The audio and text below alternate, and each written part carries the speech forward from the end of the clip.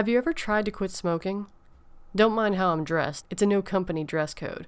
No, I'm not trying to sell you anything. Just listen to my story and make your own decision. It had to be about a year ago this fall that I decided to quit. It was because of the usual reasons anyone quits.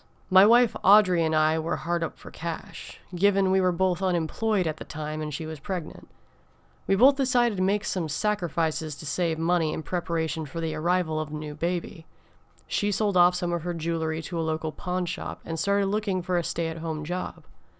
I really cracked down on finding myself a real full-time job and obviously decided to give up smoking as well. I had tried a few times before this with various methods. Cold turkey was first, then nicotine gum, and of course the patch, and to tell you the truth, they were all full of it. I even tried the dumb fucking e-cigarette. Piece of shit. Newsflash. Save your money. Anyway, where was I? Oh, right.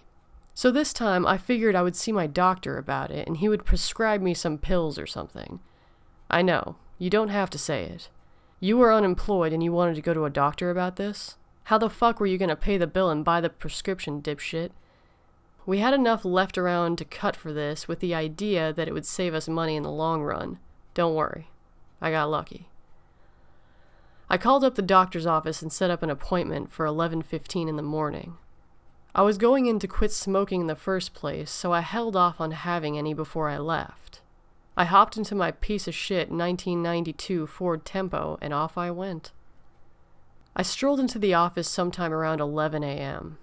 There was no line at the front desk and no people in the waiting room. Bonus. I wasn't in any particular mood to sit and listen to some asswipe complain about his life in the ever-popular "no matter how loud I talk, you can't hear me when I'm on my cell phone volume," or watch some teen mom with a lack of parenting skills let her kid rip apart the magazine rack today anyway. I stood at the front desk for a solid 10 minutes. As it turns out, the receptionist was asswipe with the phone. I stared at her, and she held up the "give me a minute, I'm on the phone here" finger. She giggles at her conversation and continues talking. I bit my tongue and tapped my finger on the desk. After a while, the receptionist decided that I was worthy of her attention. "Can I help you?" she asked in a really bitchy tone that made me want to grab her by the neck and squeeze her until her head popped. "Yes, as a matter of fact. I have an appointment to see Dr. Matson for 11:15. Name? Mark Skransky. Mr. Skransky, let me see here. Ah, there it is. For 11:15, you say? Yes, that's the one. Well, there seems to be a few issues here. Go figure. What could they be? Well, number one, you're late for your appointment. Bull, I got here 15 minutes early to fill out paperwork. You were on the damn phone. Sir, don't start with the attitude or I'll have to have you escorted off the property. I have no proof that you had arrived. You should have signed in on the sheet. You saw me standing here. Never mind, I'll just sign in. Now can I see the doc? Well, that would be the other issue. Since you were late, you missed your appointment, and Dr. Matson is booked tight for the rest of the day. Really? You're shitting me, right? No one's here. Sir, I warned you, and I will not do so again. Insurance? Ha, I wish. Ha is right. Just sign in and find a seat. I'll see what I can do. I grabbed a pen and scratched my name on the sign-in sheet. Under time, I wrote 11 a.m. as large as I could. I also happened to notice that no one else had signed in that day. Booked my ass, I muttered under my breath. Believe it or not, the dumb cunt went right back to yakking on the phone. This is fantastic. Fan-fucking-tastic, I muttered a little louder. She glared at me for a second, then turned back to her oh-so-important phone conversation. I smirked a little and sat there with my proverbial thumb up my ass. I checked my watch and figured a magazine might help pass the time. The magazine was full of your typical doctor's office reading material. Parenting magazine, Men's Health, along with assorted other crap. I picked up a Motor Trend and flipped through the pages. Nothing was really worth spending any time reading, so I put it back. The weight was almost unbearable. Dull office white walls, the TV droning in a repetitive loop about health news, racks of pamphlets trying to convince people to ask for certain prescriptions, If your ass hair grows faster than you can keep up with, ask your doctor about bullshit atrophin. I was counting the dots on the ceiling tiles, wondering if I should just reschedule for another day, when I heard, "Mr. Skrumsky? Mark Skrumsky?" "Skransky," I replied, as I checked my watch and looked up to see a tall, slender figure standing in the doorway. He was almost a sickly kind of skinny. Although he didn't look old, I couldn't really put my finger on his age. He had short gray hair sticking out from a reddish-orange hairpiece. His eyes were slightly sunken. His skin was pale, almost white. He wore a pair of burnt orange slacks with tan dots and a long white lab coat. My jaw dropped at the sight of this odd-looking man. "Dr. Matson?" I asked. It's not like I'd ever spent any time at the doctor's office, and the stun of seeing this guy completely forced any idea of what Dr. Matson actually looked like out of my head. "No, unfortunately, the good Dr. Matson had to leave the office due to a sudden illness," he replied in a somewhat hoarse, raspy voice. Ironic, I thought in my head. "The receptionist said he was booked for the day. Are you taking his patients?" "Only some of them.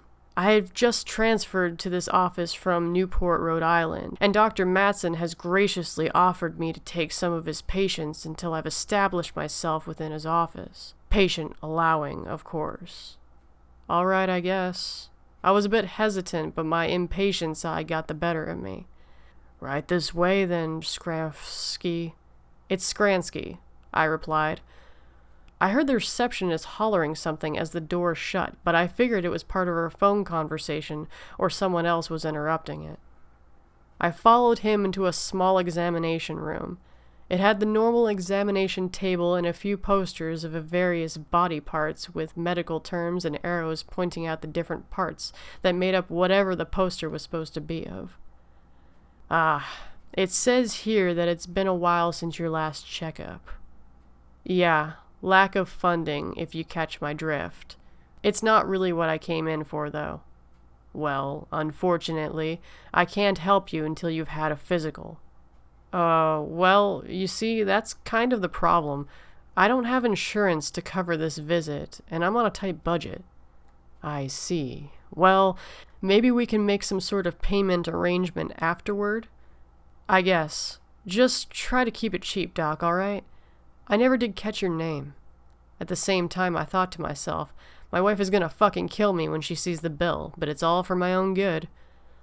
"Oh, I'm sorry. You can call me Dr. Winston." "All right, Doc Winston. Let's get this over with." He continued with a quick examination. He checked blood pressure, weight, turned my head and cough, so on and so forth. Last, he checked my breathing.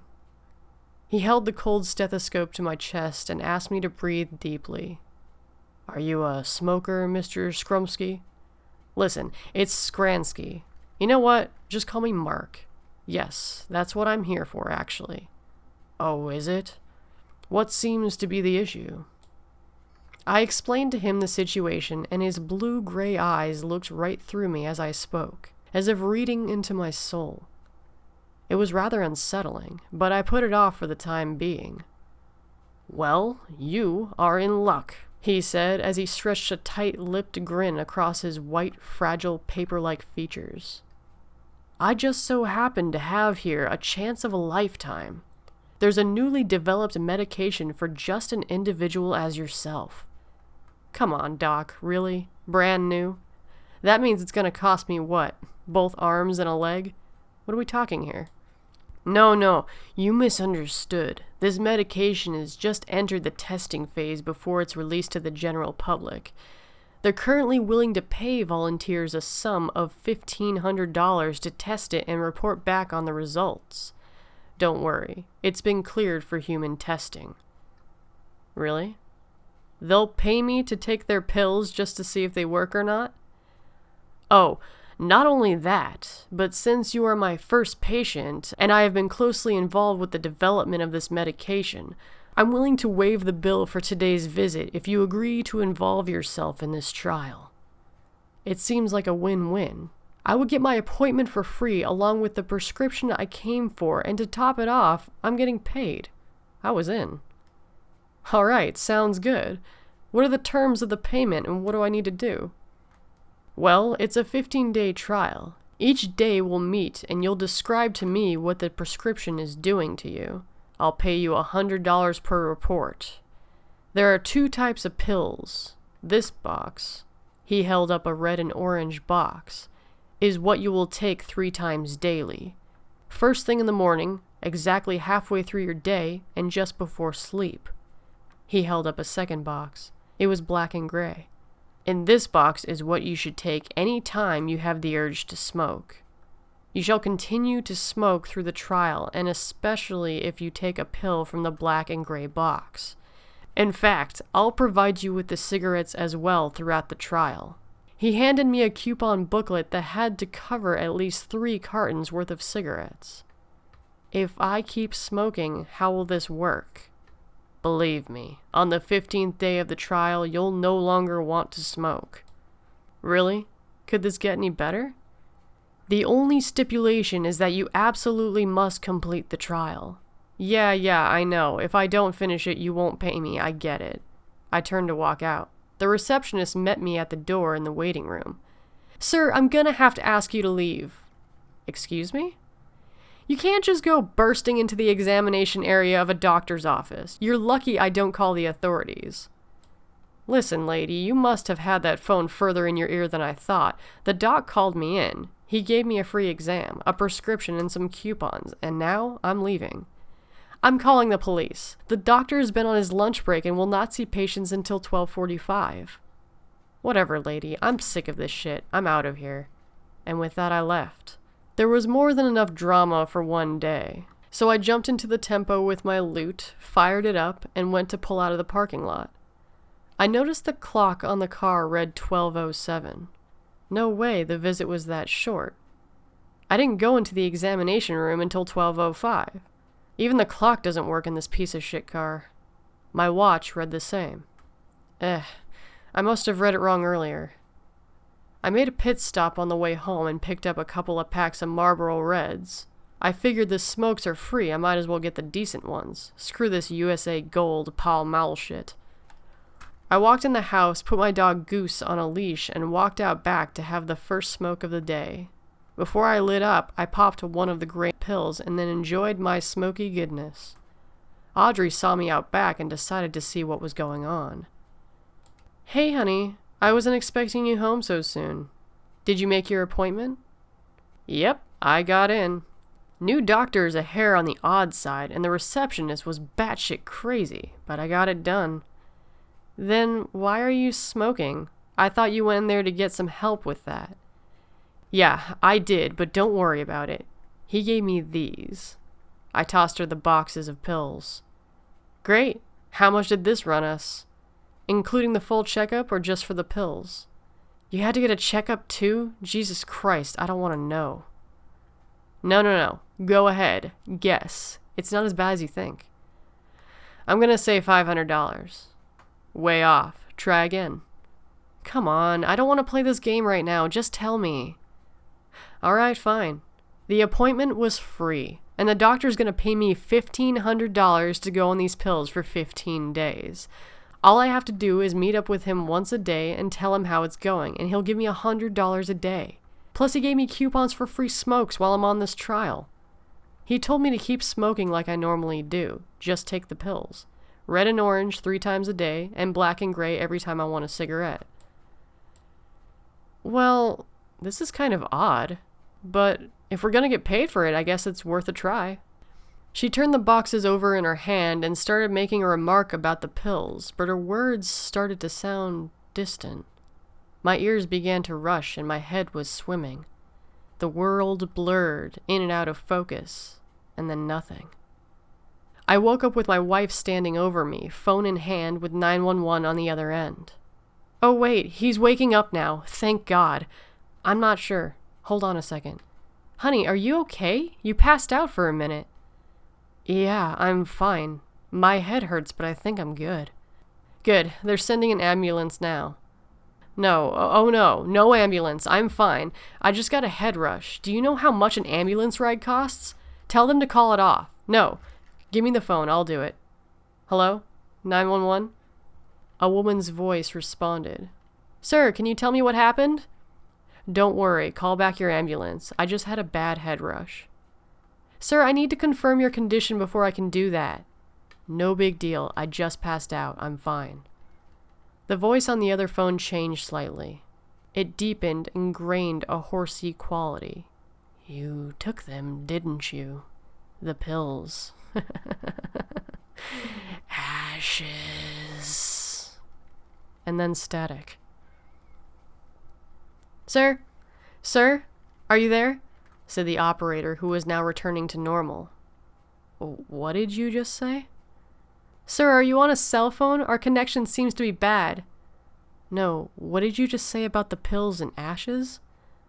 "Sir, I didn't say anything about pills or ashes. Did you take something that caused you to pass out?" "No, it must have been the static. I misheard you. I swear I'm fine." "All right, sir, I'll recall the ambulance and alert them that it was a false alarm, but if this happens again, I would advise you seek medical attention." "I'll do that," I said, and hung up the phone. I wiped some drool from my mouth onto my sleeve and noticed it was black. I neglected to mention it to my wife. She had had enough stress for one day, and I think I did as well. The rest of the day was rather uneventful. As I was getting ready for bed, thoughts of the voice on the phone and the strange doctor raced through my head. Just a strange day, I thought to myself. I picked up the box of pills and looked at them. There were no labels on the boxes. In fact, no words at all. Just a cardboard box that was red on one half and orange on the other. It was the same with the black and gray box. I pulled one of the blister packs of pills out of the red and orange box, popped one of the pills out of the foil backing, and rolled it around in my hand. It didn't look like any other pill I had seen before. Not that I usually spend much time studying pills in the past. The pill was a clear casing with a red liquid inside. Another orange liquid swirled around inside the pill but didn't mix in, kind of like oil and water. The entire pill emitted a faint glow. "It's $1,500, I thought to myself, and swallowed the pill.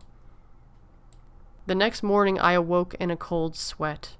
The black liquid was at the corners of my mouth again. I had never been one to remember my dreams, but there was a definite feeling of dread.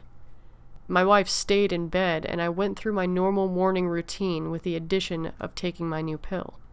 I brushed my teeth, set up coffee, and went out back for my morning smoke and let Goose out. I pulled out the black and gray pills again. I had taken a few the day before, but hadn't really stopped to look at them. After looking at the other ones last night, I decided to take a better look at these as well. They were similar to the red and orange ones, except these ones were gray and black swirls. Rather than emitting light, these seemed completely devoid of any. It was almost as if they sucked the light in from around them, or they emitted darkness, whichever way you want to look at it. I noticed the dog had stopped walking and was staring at me with his hackles raised. "Goose, what's your problem?" Of course, he didn't respond. He just remained tense. Probably a squirrel or a chipmunk behind me or something. I went to pop the pill in my mouth, and Goose let out a loud bark which startled me into dropping the pill on the ground. Goose, being a curious dog that he was, ran up to it and gave it a sniff. He let out a loud, painful yelp and took off across the yard. "Really, Goose? You're such a pussy." He was hiding in the doghouse. I just shook my head, picked up the pill, swallowed it, and had my smoke. It seemed each time I took them, the head rush that accompanied them got less and less. I chalked it up to side effects.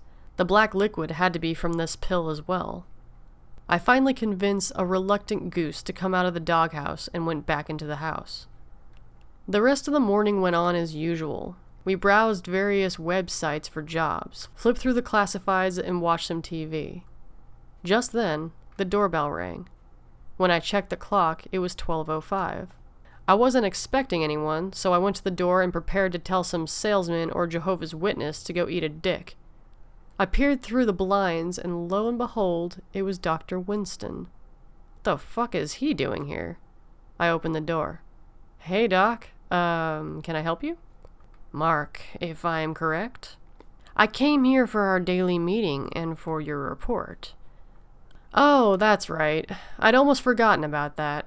I didn't expect you to show up at my house. Did we schedule a meeting? I said a meeting once a day, correct? Yeah, I guess you did, but I kind of figured you want to do it at a more convenient time at your office. It's been 24 hours, has it not? What time would be more convenient for an unemployed gentleman such as yourself? Fair enough, Doc. So a report. I didn't type anything up. Can I just tell you about it? That would be all that is required.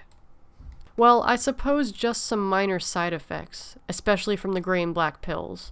They gave me one hell of a head rush at first, but they're not as bad each time I take them. And I notice some black liquid from my mouth every now and then. Normal. All normal.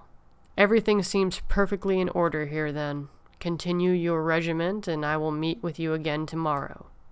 He handed me a $100 bill, turned, and left. Who is it? Audrey asked from behind me. It was the doc just stopping by for our meeting. Where? I kind of want to meet this weirdo. He just left. Here, throw this in your purse. I handed her the $100. Honey, you didn't talk to anyone. You just opened the door, stood there for a second, and then I walked up. I didn't feel like arguing. You really shouldn't argue with a pregnant woman. I went to take my midday pill and left it at that. That evening, Audrey and I were watching the news, and there was a report that caught my attention. In other news, an unidentifiable body was found in a doctor's office at 15 South Main Street in Marlborough. Police suspect the individual died sometime around noon yesterday and was placed in the office shortly afterward. An investigation has begun and limited details have been released to the public. Of course, the cause of death appears to be severe burns. The individual's burns reduced the body to ash. If anyone has any information pertaining to this investigation, please contact your local authorities. Mark, you were there when that happened. No way. They must have gotten a bum scoop. Their times are wrong or something. The only people at the office were me, the bitch behind the front desk, and Dr. Winston. You don't think... No, dude was strange, but not murderer strange. Well, where's Dr. Matson during all this? I guess he was sick and took the day off. Dr. Winston was covering for him. Then again, the receptionist did say he was on his lunch break. I never saw him. Sounds a little suspicious to me. Maybe I should call it in. I don't want to get involved. There might be a reward, she replied as she picked up the phone. After she made the call, it wasn't 10 minutes before the cops were at our door and dragging me down to the station as a possible homicide suspect. I explained it all to them, and they corroborated the story with the receptionist. Eventually, they let me go, although they were never able to contact Dr. Winston or Dr. Matson. The next few days went along as smoothly as could be expected. Aubrey noticed that I was actually smoking more, and I did bring it up at one of the meetings. Dr. Winston showed up exactly 12:05 every day. All I was able to get out of the doc was, "That's perfectly normal. Just continue the trial and report to me every day." I started feeling angry a lot, and I was developing a strange gray spot on my finger with a red ring around the outside of it. The spot grew by the day and was accompanied by a burning sensation. The doc just said, "Good. That means it's working." I was starting to remember parts of my dreams as well. They were getting worse and worse. Every morning I woke up feeling deeply disturbed. The black liquid was always seeping from my mouth. It tasted burnt and ashy. It had to be day 7 of the ordeal that Aubrey asked me to stop the trial. I refused, of course. I was actually craving the pills more than the cigarettes, and I was only smoking as an excuse to take them. "If you don't stop taking these pills, I'm gonna leave. I don't like what they're doing to you. Babe, don't do this to me. We need the money." "But look at you. You look like hell. All you do is holler at everyone. I can't stand to be near you. This needs to stop. We need the money. Don't you blame this shit on me." "No, I'm not. Just stop yelling. I'm just asking you to duck out of the program, that's all. We will be fine. I need you to do this for me. I may have been angry, but I still had a little bit of judgment. Fine. I'll talk to the doctor tomorrow. Maybe I can convince him that this shit is not fucking working. That night, I vividly remember my dream. I was standing in the darkness. The black was so thick that I could feel it pressing down on me. If I had a flashlight, I doubt it would have lit 4 feet in front of me. I reached into my pocket and I pulled out 2 pills. One glowing orange and red, and one black and gray, that was drawing the light from the other pill and pushing it out the other side in the thick black smoke. I downed the pills and a cigarette appeared in front of me. Just above the filter, the word Matson was printed in small red letters. A flame appeared at the tip of my finger, and I lit my smoke. As I took a drag, the flame rose higher into the air and grew larger. I took a second puff, and a distinct scent of burning flesh washed over me. The flame came to a stop, and the light started to shine over me. I noticed that the ground was thick black liquid. I continued to smoke my cigarette and noticed it had changed. What I held in my hand now was a human finger. Ash covered the tip, and I was smoking it from the severed end. I wiped the black liquid from my mouth and spit it on the ground. I finished smoking the finger calmly and woke up. What the fuck just happened? I yelled, breathing heavily as the black liquid covered my chin. What's the matter? I'm gonna beat the shit out of that prick. I'll fucking shoot him. Who? Calm down, you're not shooting anyone. The doctor, he's fucking killing me. That's it, I'm getting off the shit today. I got out of bed and started my morning routine as best I could, shaken by the dream. I took Goose out back, but he ran and hid in the doghouse, occasionally peering out at me to growl. Stupid fucking dog. I was now wishing I could take a pill and have a cigarette, but I fought the urge. By 9:30, I was shaking from the need. Shortly after, the police showed up to take me for a ride. I angrily agreed and allowed them to bring me to the station. I didn't do shit. We know, Mr. Skransky. Then why am I here? Sir, we haven't yet found this Dr. Winston. Has he tried to contact you? Actually, I meet him once a day just after noon. Really? Mr. Skransky, why has this not been brought to our attention beforehand? I just figured you'd gotten a hold of him. Gotten a hold of him? We haven't found a record of his transfer to this state or any proof of his existence at all. We can't find any birth records, social security number, work history, nothing. Never mind actually speaking with the man. Well, I don't know what to tell you. We believe that you could help us find who this man really is. Now, how in the hell am I going to do that? You said that you meet with him once a day. Perhaps you could be willing to wear a wire? Fuck it. Why not? They set me up with a small digital recorder and a mic. They briefed me and explained some details on the case. Apparently, they were under the impression that the body belonged to Dr. Matson, and the only reason they thought the body had been moved was, although it was nothing but a pile of ashes, nothing else in the room had any burn marks on it. How it was moved was completely unknown. Eventually, they sent me on my way. I decided to walk home to try to blow off some steam. As I walked, I had the distinct feeling of being followed. I didn't look back.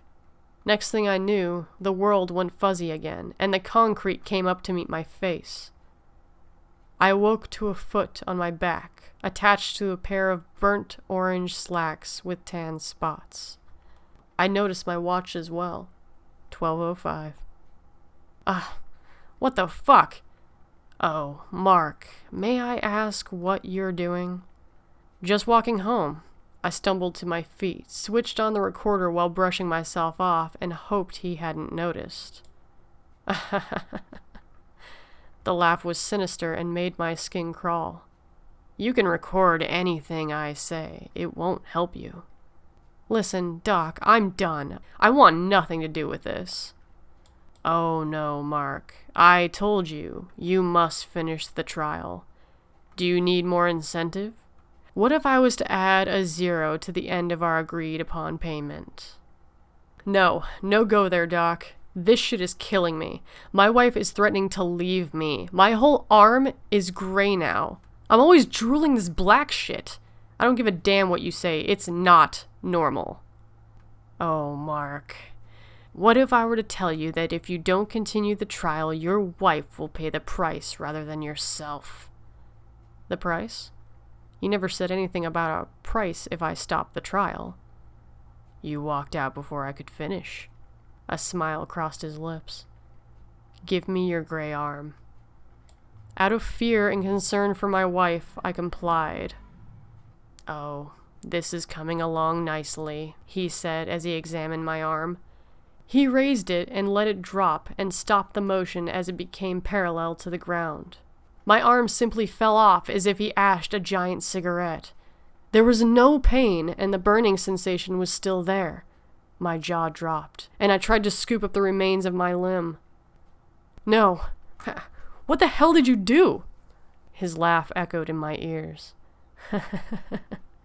I can put it back if you simply do as you're told. You couldn't do this to Audrey. You can keep my arm. Oh, I couldn't. Do you perhaps remember Dr. Matson? Bastard. The cops knew it was you. Who the fuck are you? Sorry, Mark, but I can't tell you that. Are you going to cooperate or not? His eyes told me he wasn't lying. He would do it in a heartbeat, and I regretfully agreed. Well, take your medicine and have a cigarette like a good boy. I left them at home. He reached into his pocket and pulled out a pill and a cigarette and watched as I smoked. With each drag, I watched as my arm reformed from the ashes, but remained its ashen color. I could feel the burning traveling to my chest and side. When I looked up from my arm, the doc was gone. Now what the hell do I do? There was nothing I could do. I arrived home and Audrey met me at the door. I explained to her what had happened, the police station, the recorder, and my encounter with the doc on my walk home. I really think you're losing it, Mark. Those pills are driving you crazy. No, I have it all here. I held up the recorder. I guess I would have to hear it to believe this story. I pressed play on the recorder and the recording started.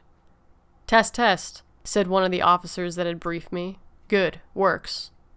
I turned to my wife. See, I'm not making this up. We turned our attention back to the recorder. Ah, what the fuck? And then static. Then a low tone rose from the tiny speaker. The frequency steadily rose higher and higher. I jammed the stop button, but the tone continued to grow higher and louder until I dropped it and fell to my knees to cover my ears. Then the recording suddenly stopped. I looked up and Audrey was staring at me. What are you doing? You didn't hear that? He must be able to mask his voice or some shit. I can't do this. You're gonna take those pills until you fucking kill yourself because some figment of your imagination is threatening to kill me. I need some time. I can't deal with this anymore. I'm leaving. Call me when you're back to normal. Really?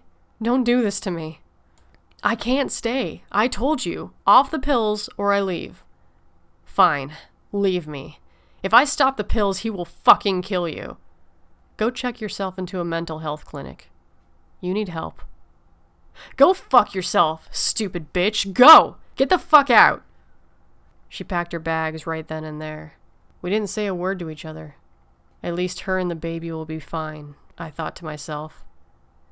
The next morning she called to ask if I had taken the money out of her purse and why I had used her purse as an ashtray. I told her I didn't know what she was talking about, even though I was fully aware and knew that she wouldn't believe me anyway. She returned later that day to pick up the dog and some of her belongings to a house in shambles, and that was the last I saw of her.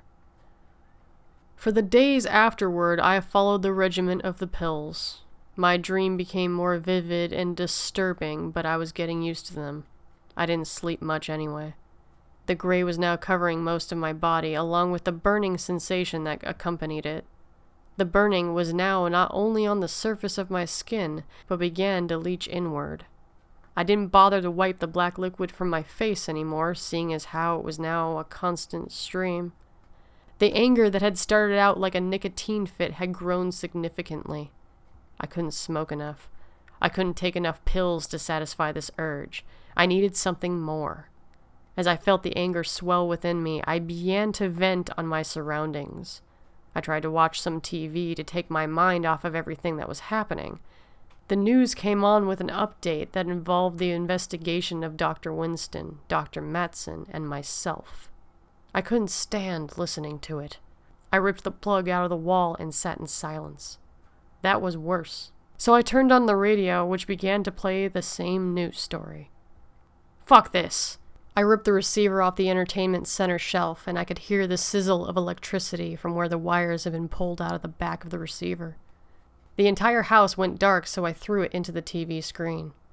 Dr. Winston still showed up every day. He no longer bothered with the doorbell. At this point, I was lacking the ability for any intelligible conversation, so the doc just watched with a smile. I hated him. I wanted him dead. For some reason, each time I approached him to make an attempt on his life, he was able to stop me in my tracks. I redirected my anger towards whatever was nearby. He would stop me and I would smash the window, or kick holes in the wall. I ripped cabinets from the kitchen walls and I threw them at the sliding glass door. Why can't I fucking kill you? The doctor only smiled at me. Fuck your report! Mark, you have shown me all I need to see. I then tore the silverware drawer out of the container and grabbed a fistful of knives. The doctor just shook his head at me and I could do nothing. I threw the knives at the wall and a few of them stuck. What do you want from me? What the fuck do you want? You will learn soon enough. On day 14 they came. The police, that is. I had never gone back to the station after they had set me up with a recorder. I imagine the state of the house tipped them off that something wasn't right. There were 2 of them. The same 2 that had spoken with me. Mr. Skransky, are you home? Are you all right? Leave, now! Sir, we just want to talk. Just come out and speak with us. They continued to walk into the house. They stepped out of the hallway into the kitchen. Are you sure you want me to come out? Yes, Mr. Skransky, just come out. I gave them what they wanted.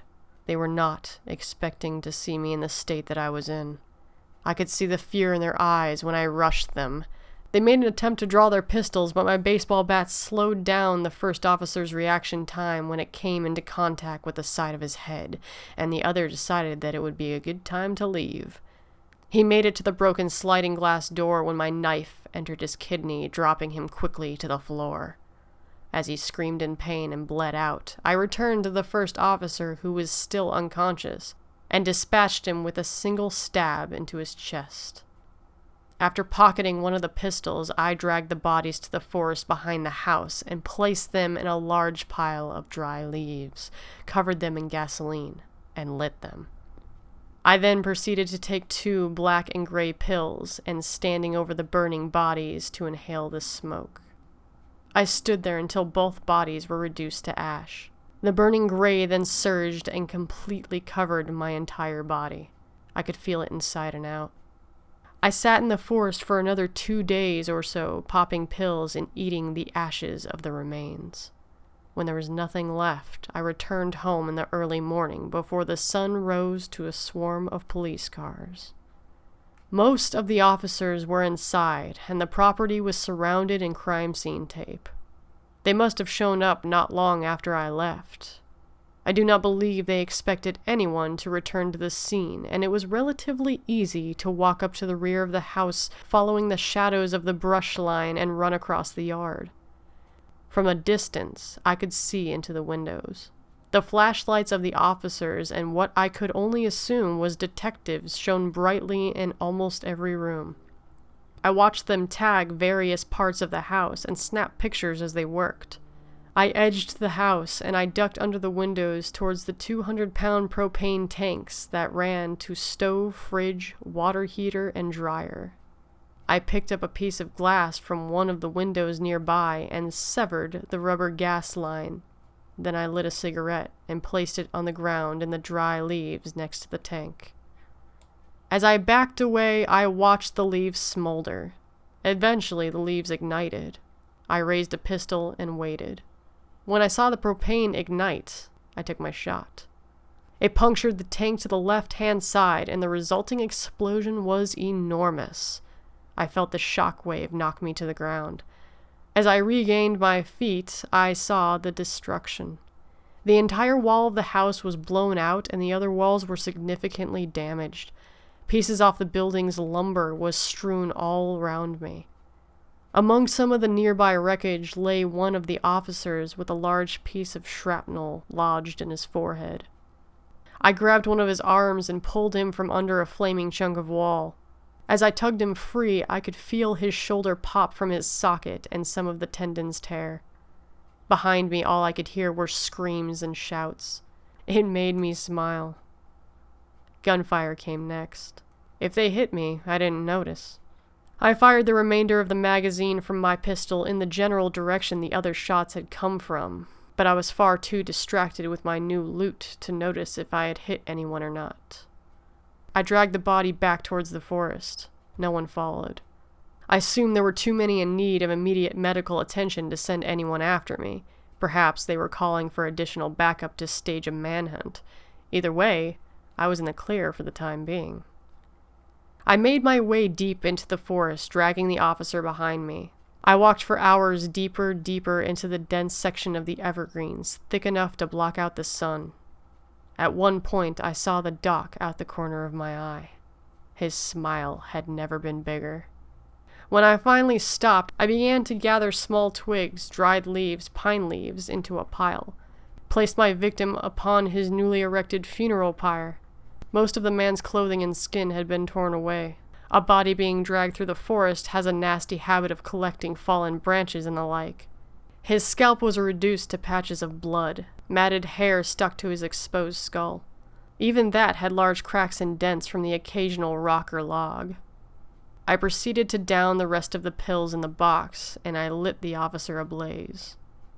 The dizziness then returned in force, and the world faded out of focus.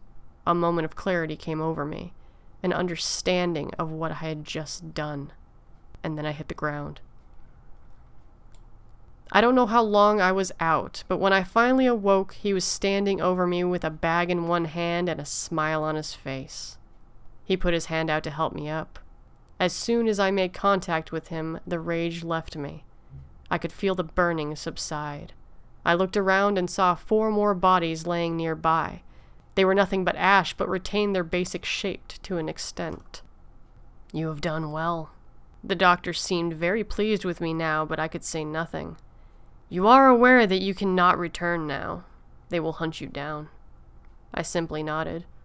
He dropped the bag to my feet. I could see through the opening what looked to be a white lab coat and something burnt orange and tan. He held out his hand again. In it was a pack of assorted cigarettes and a new kind of pill. This one was red and black and swirled furiously. "Take the pill and choose." I quickly took the pill and felt a surge of energy through my body. I watched my skin flake off like the ash of a cigarette, exposing a stark white skin underneath. I understood now. Like I said, I'm not trying to sell you anything. Oh, my apologies. I don't believe I ever introduced myself. You may call me Dr. Dorrell, and I'm offering you the chance of a lifetime.